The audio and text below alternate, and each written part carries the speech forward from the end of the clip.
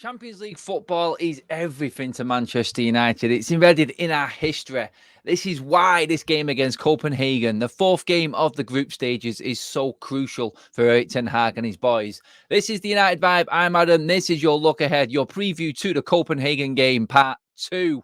First game last week or the week before was a 1-0 scrappy affair, but it was one of them games again. Like every game for United at the moment, it's all important about the results. Forget the performance, it's points on the table.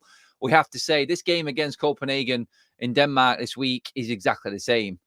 Another win puts us on 6 points. We're expecting Bayern Munich to beat Galatasaray, therefore putting us second place in the group and our destiny in our own hands. I called United out and said with that we were out after 2 games. I just didn't see this team turning it around. But obviously Bayern Munich have done their bit. Anyone who was talking about Bayern Munich winning us, catching them, just needed to just go away and go move to a different planet, because there was not a chance in hell that Bayern Munich were going to do us any favours. Second in this group was all we could hope for. We're definitely not in a position to be challenging the likes of Bayern. All we're hoping for is to build a little bit of momentum, move forward stage by stage. Maybe we'll get a lucky draw if we finish second in this group. We just need to qualify. We don't need to be in that Europa League. We need to be in the last 16 of the Champions League. Forget about going far in the Europa League. We'll probably lose to Liverpool anyway, and it'll feel even worse if we finish third in this group. I mean, I'd rather finish bottom than go back into that Europa League. I'm just going to stand by that and call it. I hate the Europa League. I hate being part of it. It was good last season just because of the journey. Some of the games were big games, like the Barcelona game. It was interesting, wasn't it? Because it was 2 big teams, and it was a great tie.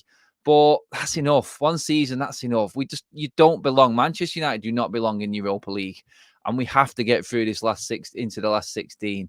A win against Copenhagen, like I said, it puts us in pole position to finish second in the group.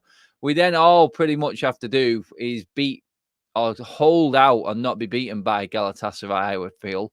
Because I think if you look at the group, if we beat Copenhagen, we move on to 6 points. Obviously, Galatasaray will then be on 4, having lost their 2 games to Bayern. If they do lose to Bayern Munich, that's a big if still. We can't count Galatasaray out, but the way Bayern are playing in this group, you'd expect them to win. That puts them on 4 points. We're on 6. If we did then manage to beat Galatasaray in that next game in Istanbul, and that would pretty much secure our future in the Champions League. That was put us through into the last 16. Would be uncatchable then. What would we be? 5 points clear with 1 game to go. A draw probably still puts us in a decent position, but it opens things up for that last game and the pressure of playing Bayern Munich at home and needing a result because Galatasaray are playing Copenhagen, and probably you would put them as favourites to beat Copenhagen just by the way that the teams have fared so far, and you're looking at the qualities of everyone in this group. You'd expect Galatasaray to win. So the permutations are all there, but they count for nothing unless Manchester United win tonight. If we don't win tonight, it isn't in our hands, and then we're just basically hoping for results all the way through. So I look at it and I go, tomorrow we just need the win. We need to scrap our way through. If it's a game like it was against Fulham, like it was at weekend, and we just get the win, I don't care. Just get a 1-0, get through the group, and let's look ahead to trying to stop Galatasaray in a few weeks' time. I think Manchester United being in the Champions League is important.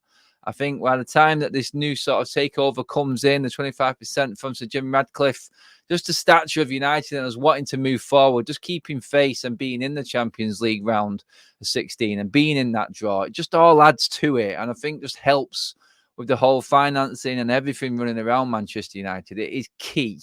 It is massive. Ten Hag will have options. Lindelof and Marcus Rashford both back in training in the open training session before they head out to Denmark. No Kobe Mainu, though. That's a bit of a gutter. I wonder what's happened there. I don't know if that's precautionary or not. We'll see. We'll hear what Ten Hag has to say in his press conference later on tonight anyway. But for me, Rashford will definitely start in this game. Lindelof, I don't know if he'll come back. If Lindelof comes back if he comes back into this team, especially in a centre back berth, then you've seriously got to ask questions about Varane's future at Manchester United. And like I said in last night's live show, I feel there's an issue there. If Lindelof is back in training and he's ahead of Varane, then Varane's gone for me. He really is. Everyone was calling me out last night saying, Adam, you've got to nurse Varane back in. This is why he's not played. I wasn't having any of it. If he's fit, then he should be playing. He's our best centre-back. I understand the partnership side of things and where Ten Hag's talking about the balance of Evans and Maguire. But honestly, I look at the importance of Varane, how big a player it is. Can we ignore the fact that he is a quality centre-back just for the sake of a partnership working for Maguire? This is a player that was out of the club in the summer. And yes, he's come back and done himself proud for his standards in his last few games. But still, you've got Rafael Varane. He knows what this competition is. He knows what it takes to win trophies. Harry Maguire doesn't. So for me, this is a big, big statement. And if Varane is not in this team tonight, I will sort of definitely see him being off in January. And let's be honest, if he goes in January, we do need to buy another centre-back. And it adds to the pressure of that January transfer window again. My back four would be Dalot, Wan-Bissaka, Varane, and Maguire. That's what it would be. They can play. That can work. And I understand the balance of things again. And like he prefers Maguire going from the right-hand side. But you have to play Varane. You have to, for me. He's got to start. Then the midfield, well, where do you go with that? It could be one of anything. I'm not even going to try and pick this midfield. Does McTominay keep his place after the performance against Fulham? Bruno Fernandes will definitely start. Is Mason Mount getting a chance? Obviously, you've got Hannibal that could come in as well. Amrabat, he was rested. Do we play someone that's been fully rested and is raring to go? And then the front line, obviously, we're going to have Rashford, we're going to have Højlund, and then is it going to be Antony? Is it going to be Palestra? I'm going with Palestra. Honestly, I would go, again, Palestra, Garnacho, and Højlund, and Rashford come on off the bench. But we know after what Ten Hag said in his press conference at Fulham that if Marcus Rashford was fit, he would have been starting that game against Fulham. So fully expect Rashford, if he's been back in training today before they head out to Denmark, he will be in that starting lineup. And I know what? I still don't like it. I love Rashford. I talked about it on last night's show. He needs to come out now firing and show us that he's not all mouth. He wants to walk the walk as well. And if he does tonight come out, he needs to put on a performance. He really needs to back his manager because his manager has 100% got behind him and backed him. He needs to give something back. And like that sign said in that Fulham game at weekend, I'll message this directly to Marcus Rashford. Play like you mean it. Show us some body language that you want to put yourself and your body on the line for this football team and this club and the fans. Because at the moment, we're not seeing it. So we want to see more from Marcus Rashford. And if Ten Hag plays him tonight, he has to have a big game tonight. No mopesing around and throwing your hands in the air. He has to be on it because Garnacho gave his heart and his soul in that Fulham game.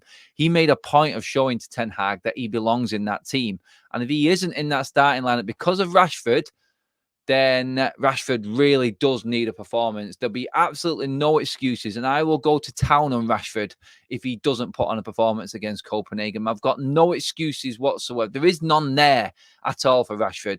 I fully expect him to be firing, and I expect a big, big game from him in this one. We need him. We need our biggest players. We need our homegrown players, the people that know what this club is all about, to stand up and be counted in this Champions League game. It is massive for the club for all the reasons that I just spoke about.